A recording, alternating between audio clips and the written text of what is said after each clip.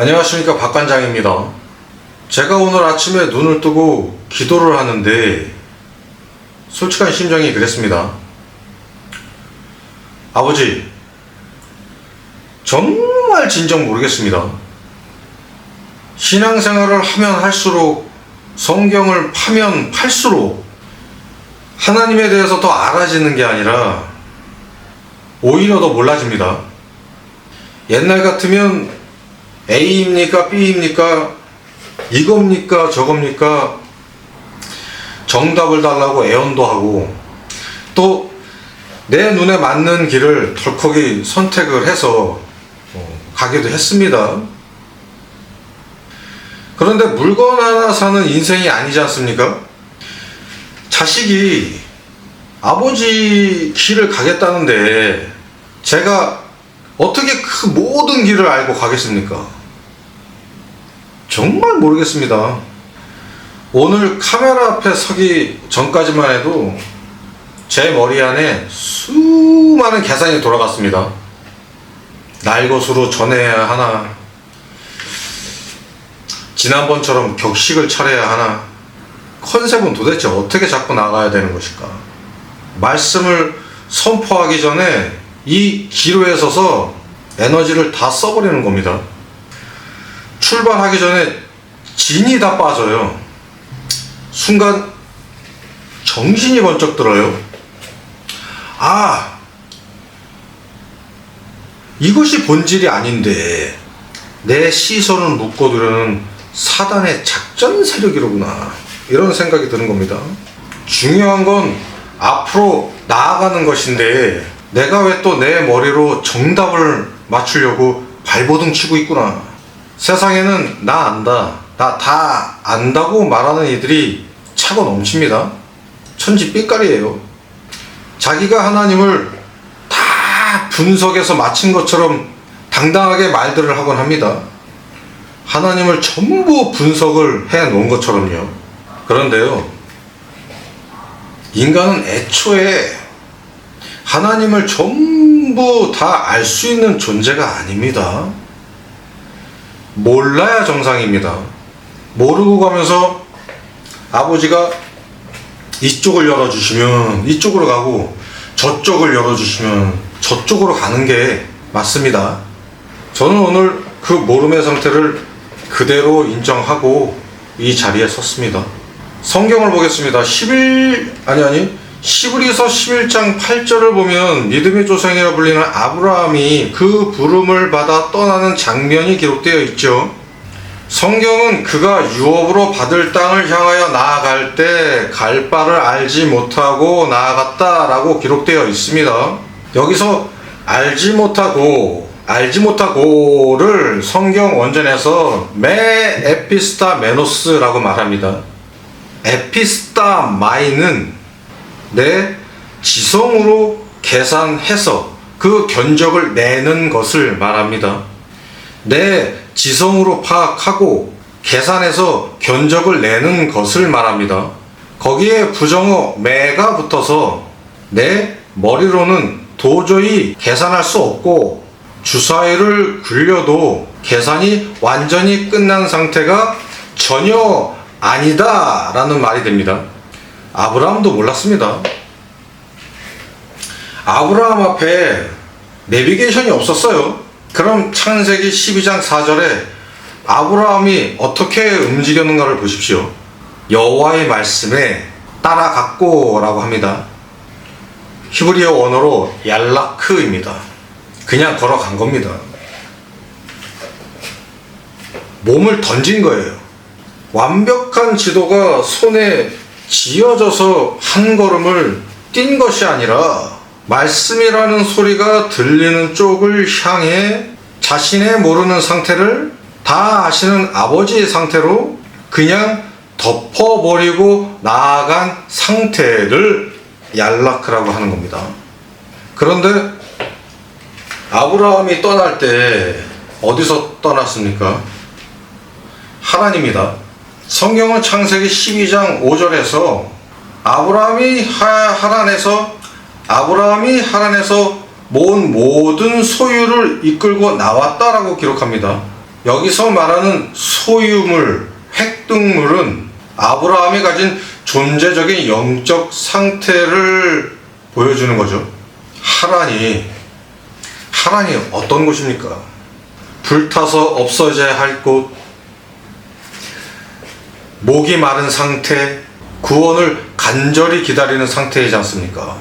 영적으로 보면 마땅히 심판을 받아야 할 자리인데도 불구하고 역설적이게도 그 안에는 희망의 뜻이 들어 있습니다. 왜냐하면 하나님은 하나의 상태를 들어서 사용하실 것을 가리키기 때문입니다. 이걸 지금 우리에게 비유해 보겠습니다. 이 하란은 A냐 B냐 그 정답을 맞히려고 발버둥 치던 박간장의 옛 모습인 동시에 그럼에도 불구하고 우리를 포기하지 않으시고 지금도 살아서 작업해 나아가시는 하나님의 일하심 그 자체입니다.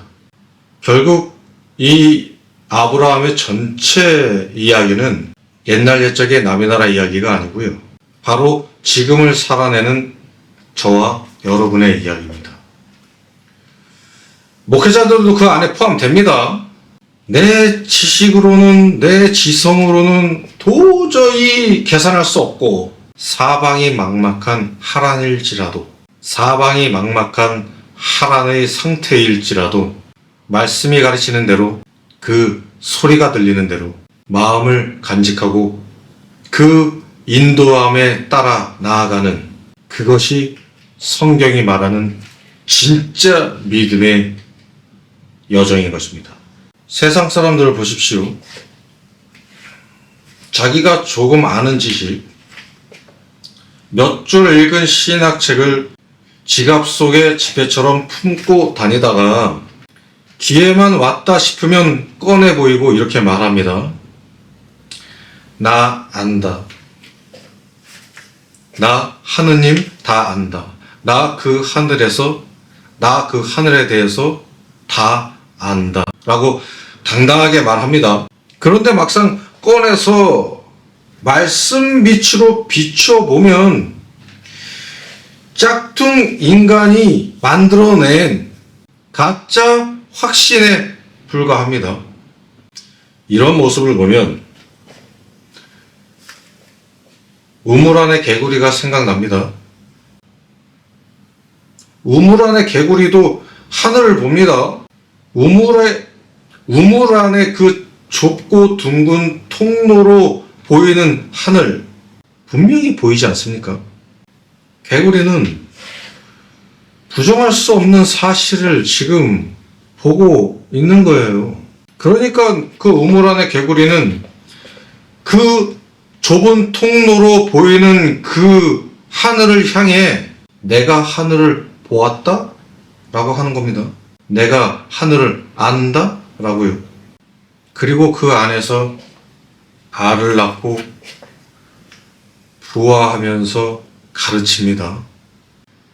자기가 본 좁아터진 그 하늘에 대해서. 여기서 우리는 무엇을 깨달아야 합니까?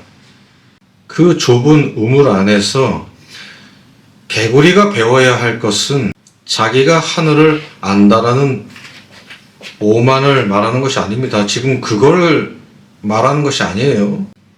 그 우물 속에서 소망을 봐야 하고 그 우물 속에서 간절함을 배워야 하며 내가 보는 것이 전부가 아니라는 그 겸손을 배워야 한다는 것입니다. 그리고 마침내 내 아버지의 비전을 보아야 한다는 말이죠. 우물 안에 갇혀서 짝퉁 지식을 늘어놓는 우리를 향해 아버지는 지금도 말씀하고 계십니다. 내가 너를 통하여 그 좁은 우물의 하늘을 넘어 저 광활한 우주를 보이리라. 우물 안의 통로가 전부가 아닙니다. 그 너머에 존재하는 끝이 없는 세계.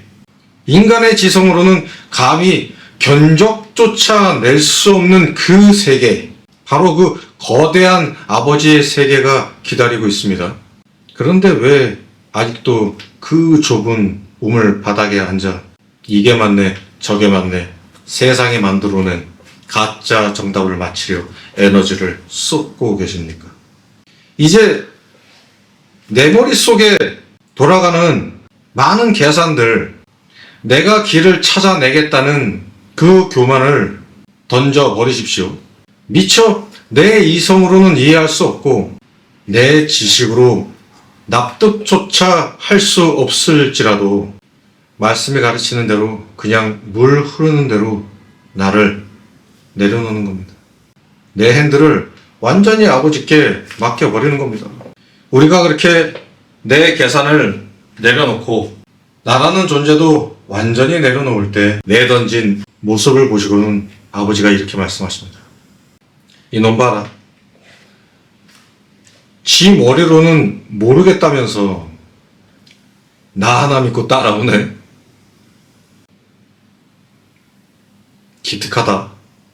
이렇게 말씀하십니다. 여러분, 저는 이 맛에 삽니다. 이 맛에 살아갈 수 있는 겁니다. 내 계산대로 일이 풀려서 살아가는 것이 아니라 나는 아무것도 모르는데 나를 다 아시는 아버지가 기특하다 하시는 그 음성 하나 때문에 오늘도 한 걸음을 뗍니다. 이것이 저의 솔직한 심정입니다. 정답이 없는 길인데 세상에 만들어 놓은 그 짝퉁인 정답을 찾으려고 에너지를 쏟고 계십니까? 인생을 낭비하지 마십시오. 모르는 채 가는 것이 옳은 길입니다.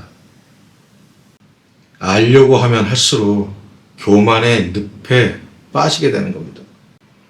내가 하란에 있든 우물에 있든 아버지가 이쪽을 열어주시면 이쪽으로 가고 저쪽을 열어주시면 저쪽으로 가는 것이 옳은 길입니다. 내가 모른다는 것은 부끄러운 것이 아닙니다. 그것은 아버지를 신뢰한다는 가장 강력한 믿음의 선포입니다. 나는 모릅니다. 그러나 아버지는 아십니다. 이 우주보다 크신 그 아버지의 주권 앞에 나를 던지고 얄라크하는 당당한 사자의 삶을 사시기를 바랍니다. 오늘 선포를 마칩니다. 감사합니다.